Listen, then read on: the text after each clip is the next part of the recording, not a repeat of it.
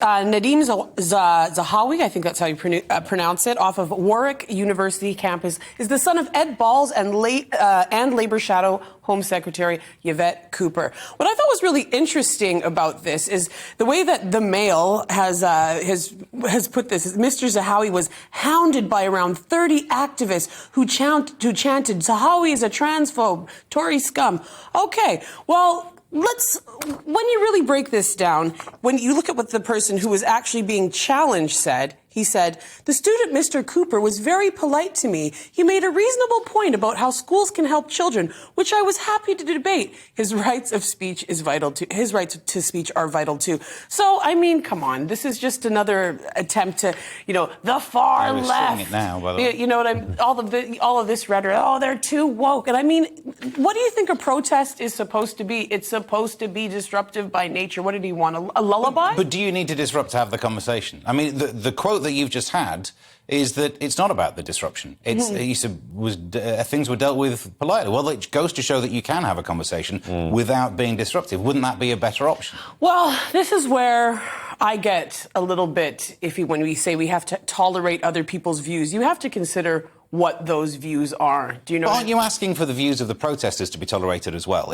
There's a symmetry to the situation. So, okay, what if my view is, I don't actually think you're fully human, or I don't think that you should be able to marry. You know, when people start questioning your identity and your humanity, we're getting close to hate speech, and for me, that's not debatable. If I have to start... Shouldn't they be the exceptions to the rule? If we can't agree that the rule should be, either side of an issue should be polite to each other, and then maybe you can find exceptions, but it feels like what we're trying to do is build a rule using the exceptions first. I just don't see where a protest is impolite, I suppose. You know what I mean? But do you not find disruption? Well, Scott, I mean, disruption, you have that at every gig I've ever been at. Yes, thanks for putting that out. And I think that, I try to breed it when I'm there. I like a bit of frisson.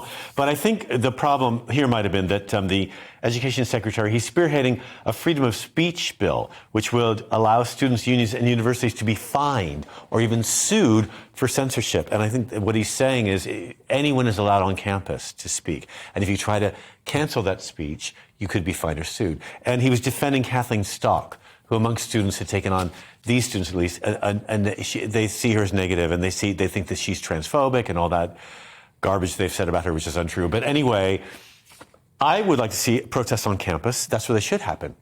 And I would like to see, like you said, I'd like to see these people just have a conversation about it. And I'd like to see the media not whip it up, like you're saying, into something that it's actually not.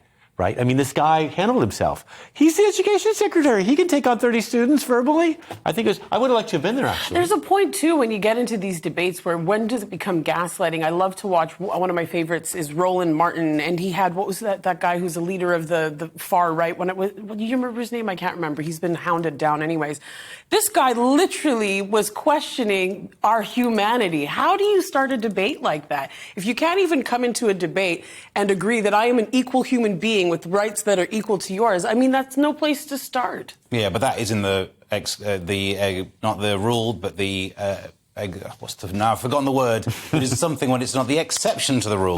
That's it. So yeah, again, we can highlight the exceptions, but you can't use the exception to disprove the rule, which is you could start from a place of non-disruptive conversation. In fact, if you don't start from there, of course you can. I just for me, it really depends on where we're starting the conversation. Okay, well, that's it for